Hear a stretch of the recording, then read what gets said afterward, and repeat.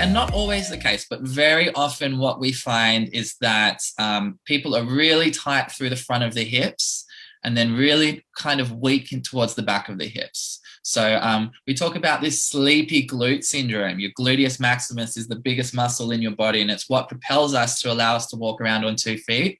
It's what separates us from the rest of the primates. I mean, even our chimpanzee cousins and things, they don't have this big juicy gluteus maximus, which is why they're not so able to walk around on 2 feet.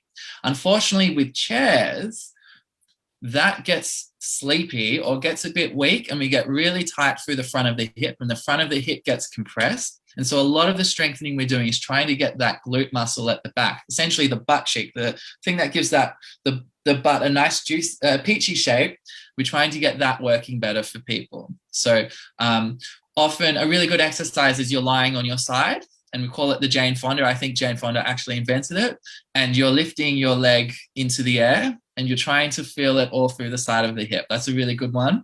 Other really good ones are bridges, where you're lying on your back and you're just lifting your pelvis into the air as well. But if you think about, you've been sat in a chair and your hips like this all day, what we're trying to do is essentially lengthen that so that your hip, rather than being here, is actually extending. Because a lot of people walk and run like they're still sat, they're still very kind of compressed and tight. So a lot of what we're trying to do is open that and give them their extension back. So anything you can do to stretch through the front of the hip is often really, really effective. And then anything you can do to strengthen through the back of the hip is really, really effective. And that's also a really useful intervention for low back pain as well, because a lot of people have hip pain and back pain at the same time. And a lot of the time, if we can get their gluteus maximus working better and this hip working better, then their back pain actually lessens and dissipates a bit, because their back is essentially trying to do the job of their hip. So yeah, that's a really good one. And then the other one, a really good strengthening area, is often the core muscles. So a lot of people, their abdominal muscles aren't as strong as we need them to be.